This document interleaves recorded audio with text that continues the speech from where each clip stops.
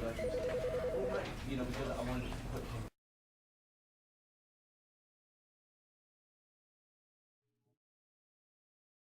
This is the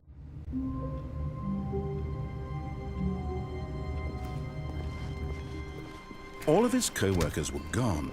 What could it mean? Stanley decided to go to the meeting room. Perhaps he had simply missed a memo.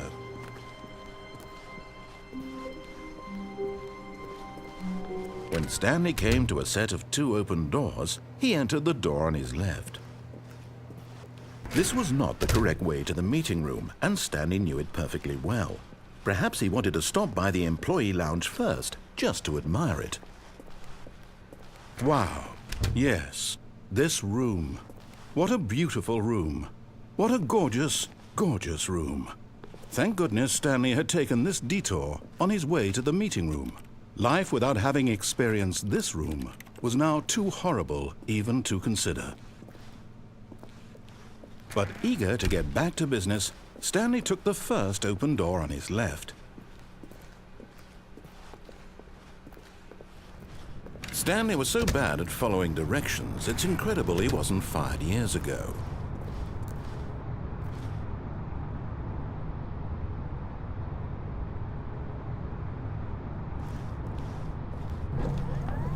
Look, Stanley, I think perhaps we've gotten off on the wrong foot here.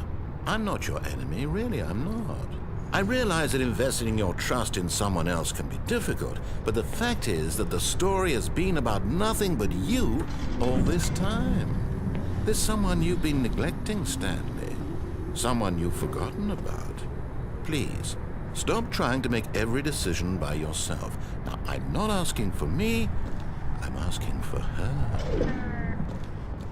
This is it, Stanley. Your chance to redeem yourself, to put your work aside, to let her back into your life. She's been waiting.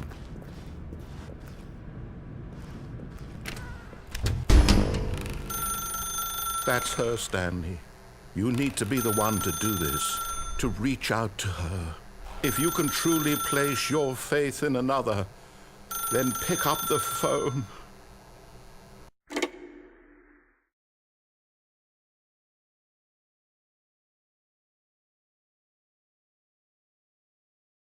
Oh, Stanley, is that you? Hold on, sweetie. Sorry to keep you waiting. I'm just pulling the bread out of the oven. All right. Okay, there we go. All right, now, I want you to come in and tell me all about your day. Gotcha. Oh, come on. Did you actually think you had a loving wife who'd want to commit their life to you? I'm trying to make a point here, Stanley. I'm trying to get you to see something. Come inside. Let me show you what's really going on here. This is a very sad story about the death of a man named Stanley. Stanley is quite a boring fellow. He has a job that demands nothing of him, and every button that he pushes is a reminder of the inconsequential nature of his existence. Look at him there, pushing buttons, doing exactly what he's told to do. Now he's pushing a button. Now he's eating lunch. Now he's going home.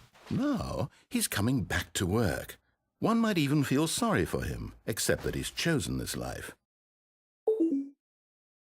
But in his mind, he can go on fantastic adventures. From behind his desk, Stanley dreamed of wild expeditions into the unknown, fantastic discoveries of new lands. It was wonderful, and each day that he returned to work was a reminder that none of it would ever happen to him. And so he began to fantasize about his own job.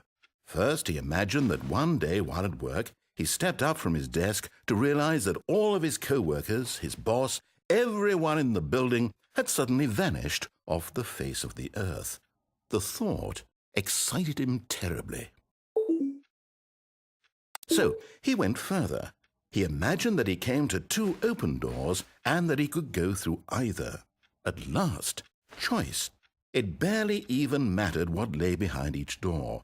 The mere thought that his decisions would mean something was almost too wonderful to behold. As he wandered through this fantasy world, he began to fill it with many possible paths and destinations. Down one path lay an enormous round room with monitors and mind controls. And down another was a yellow line that weaved in many directions. And down another was a game with a baby. And he called it the Stanley Parable. It was such a wonderful fantasy, and so in his head he relived it again, and then again, and again, over and over, wishing beyond hope that it would never end, that he might always feel this free. Surely there's an answer down some new path, mustn't there be? Perhaps if he played just one more time. But there is no answer. How could there possibly be? In reality, all he's doing is pushing the same buttons he always has. Nothing has changed. The longer he spends here, the more invested he gets, the more he forgets which life is the real one. And I'm trying to tell him this, that in this world he can never be anything but an observer, that as long as he remains here, he's slowly killing himself. But he won't listen to me. He won't stop. Here, watch this. Stanley, the next time the screen asks you to push a button, do not do it. You see? Can he just not hear me? How can I tell him in a way that he'll understand that every second he remains here, he's electing to kill himself? How can I get him to see what I see? How can I make him look at himself? I suppose I can't, not in the way I want him to. But I don't make the rules. I simply play to my intended purpose, the same as Stanley. We're not so different, I suppose. I'll try once more to convey all this to him. I'm compelled to. I must. Perhaps, well, maybe this time he'll see. Maybe this time. And I tried again, and Stanley pushed a button. And I tried again, and Stanley pushed a button. And I tried